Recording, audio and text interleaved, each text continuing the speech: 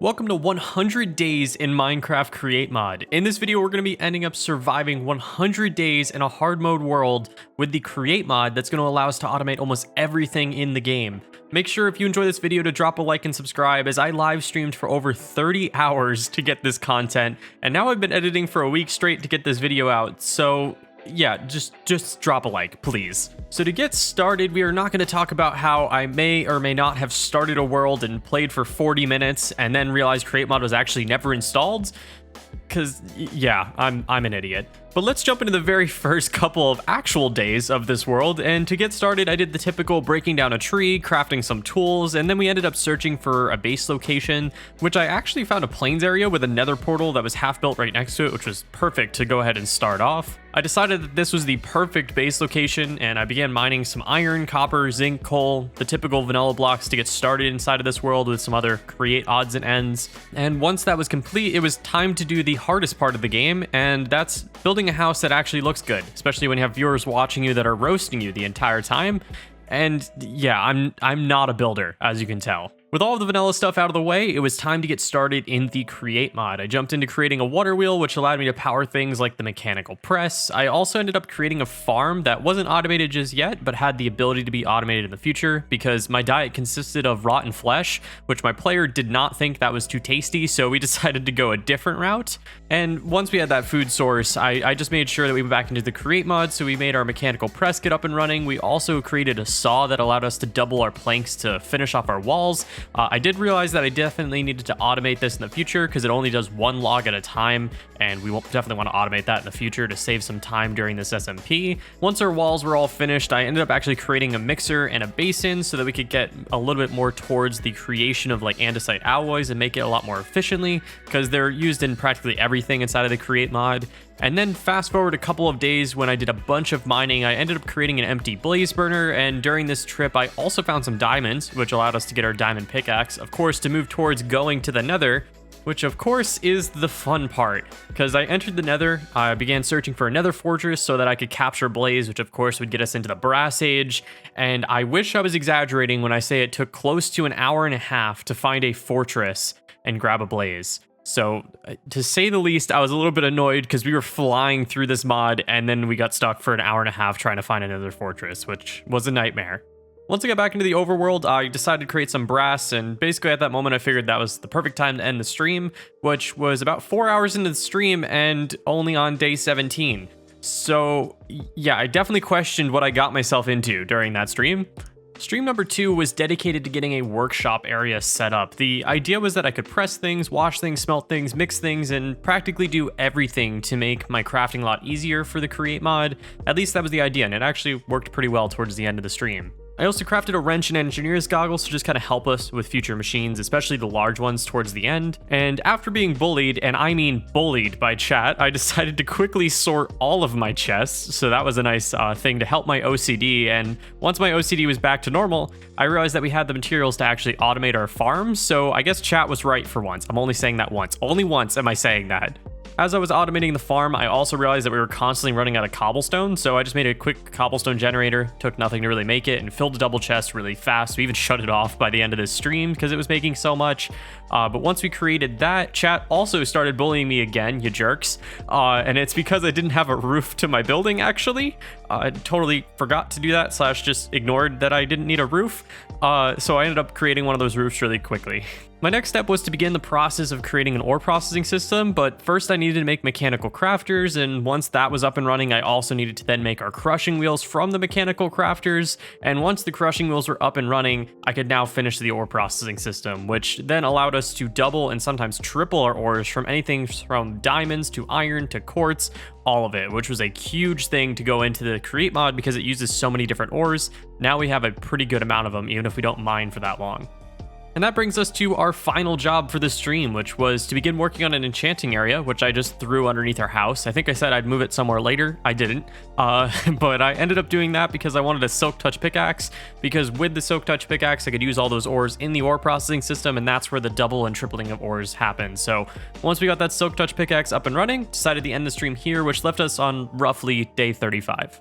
The next stream was a shorter stream, still 3 hours, but a shorter one compared to the other ones, and I started out to do a bunch of mining, and then I decided to start building some more farms so that I could automate some more food. And once that was all complete, chat brought up the idea that I probably should make a wood farm because I would not only get logs, I'd also get some apples, which would also give me a food source, so it was a pretty good idea, honestly. So once that was created, the one, the only, Emperor Belos ended up actually becoming a channel member, and it's the rank Master. So I ended up building a billboard and putting a nice little message on the wall for him. So once again, special thanks to Emperor Belos. Thank you, man. After that, I decided to create a cuckoo clock because it was one of the create achievements. It also helps us kind of sleep. It rings whenever it's time to actually go to sleep at night. It also rings, I believe, at around noontime, I believe. But it was a cool thing to go ahead and create, a really cool thing to design. So that was up and running. We were good to go in that sense. And then to end that stream, I also made an extendo grip, as well as I ended the stream enchanting a couple more pieces of our armor. Not much happened in this stream because a lot of it just took long to actually get all set up, but it was a 3-hour-long stream. Stream number 4, I decided to tackle drill design that would allow me to get the max amount of diamonds, as I was pretty low on them at the moment. I think we only were able to make a suit of armor, which sounds like a lot, but I wanted more than that.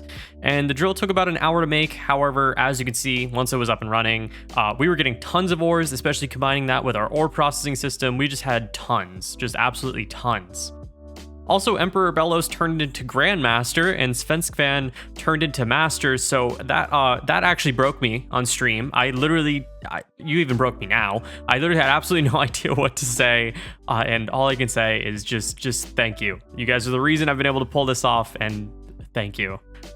Our next goal was that we had plenty of ores and mostly fully enchanted armor, so it was time to actually find the stronghold. The way we did that is we actually went to the Nether first, found a piglin, and traded all of our gold that we got in the beginning of this episode, which in return gave us about 12 ender pearls and a ton of other items.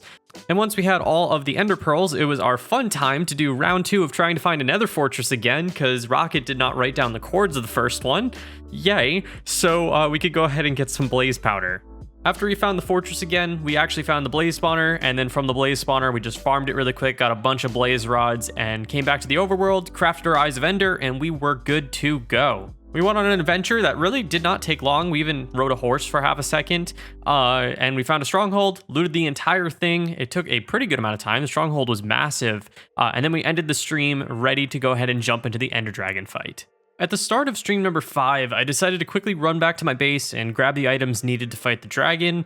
Once I did that, it was time to jump into the portal, which was happening around day 73 as I jumped in. During this dragon fight, I was mostly fine. Taking out all the crystals really wasn't that difficult until, well, this happened. That's what I needed. Ow, you little brat, come back.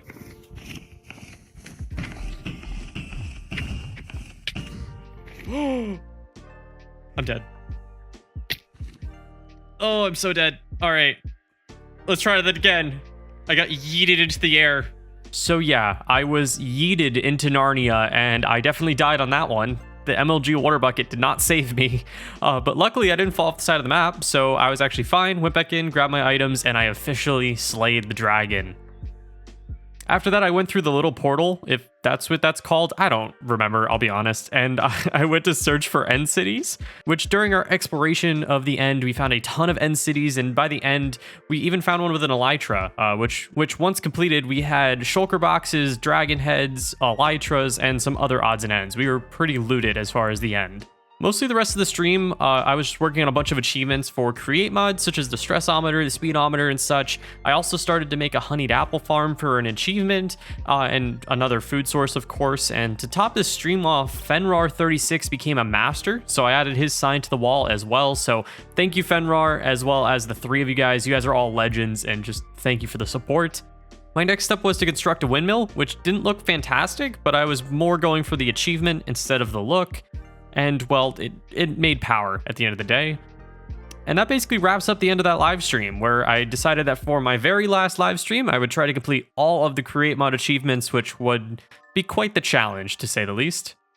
With the idea for stream number 6 to be that I would grind out as many achievements as possible, I began to realize that we couldn't do all of them. And such as like the achievement that's infinite chocolate, basically I need 10,000 chocolate source blocks, and yeah, there was no way that I was going to be able to accomplish all of them, but I was going for most of them at least. So for the achievements that I did complete, I'm not going to cover all of them, but I will cover all the fun ones, so I don't have to bore you guys through the video. So we ended up making a potato cannon, which I created and realized that this cannon actually might be better than a bow, and I probably should use it in my overstressed SMP series that I'm in.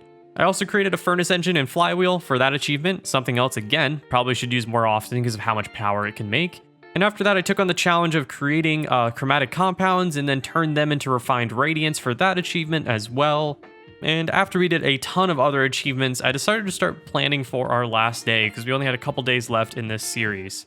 This is where I created a balcony so we could actually watch the sun go down on our last day, which technically our last day would be day 99 because we started on day 0, but I wanted to go day 99 into day 100 so we could actually see day 100. Once that was completed, I decided to start making our area look a little bit better. I planted some trees, created some flowers and grass to just make it feel a little bit more homey. I even added some paths to make it look a little bit more walked around, a little bit more used. And that actually brought us to day 100, where we sat on the end of day 99 on our balcony and we watched the sun go down by drinking our fire resistance potion and eating our honeyed apples.